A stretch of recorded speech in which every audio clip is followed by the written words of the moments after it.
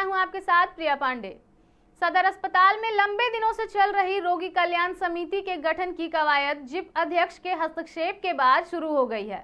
शनिवार को इसको लेकर एक अहम बैठक हुई, जिसकी अध्यक्षता जिला परिषद अध्यक्ष शारदा सिंह ने की।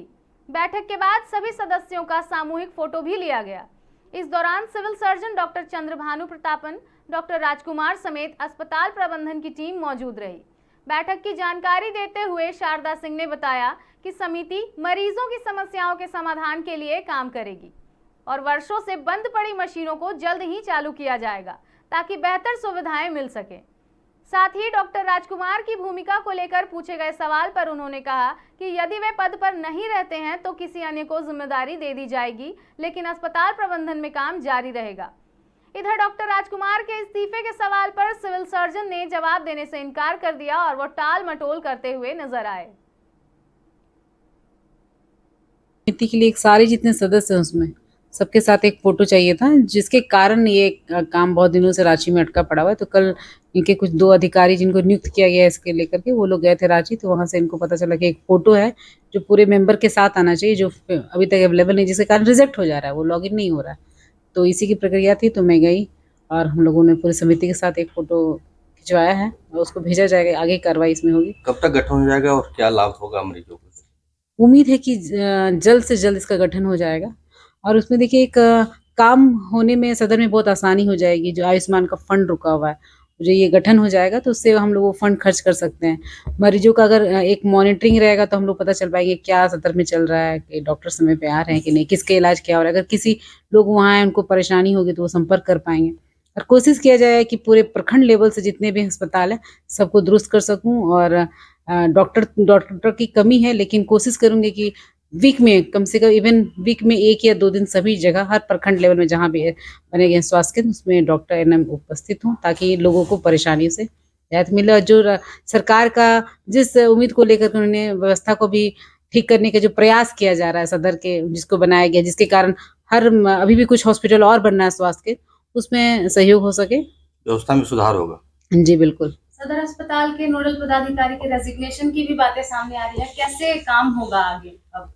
जी, वो तो मैंने भी सुना है कि उन्होंने इस्तीफा दिया है, लेटर उन्होंने दिया है, लेकिन अभी तक उसका अप्रूवल नहीं किया गया है।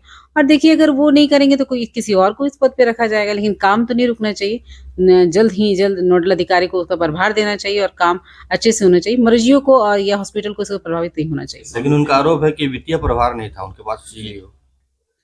जी, वो तो नहीं था, और लेकिन उन्होंने कुछ बताया कि गठन नहीं हुआ है किसी समिति, जिसके कारण उन लोग नहीं कर पाए हैं। उसको लेकर के हम लोगों ने समीक्षा की है। देखिए पहले रोगी कल्याण समिति का गठन हो जाने दीजिए, जब मैं उसमें पूरी तरह से इंक्लूड हो जाऊंगी तो इस सब जो छोटे-छोटे इश्यूज हैं ना, इसको क्लियर करने का पूरा कोशिश करूंगी। जो इश्यू के कारण काम अटका हुआ, उपायुक्त को जाके उसकी बातों को बताऊंगी कि इस कारण अटका हुआ है, और कोशिश करूंगी कि छोटी-मोटी परेशानियां, ये जो बिना बेमतलब की परेशानियां आती है वो नहीं आए, ताकि मरीजों को पूरा का पूरा सहयोग सदर से मिल सके।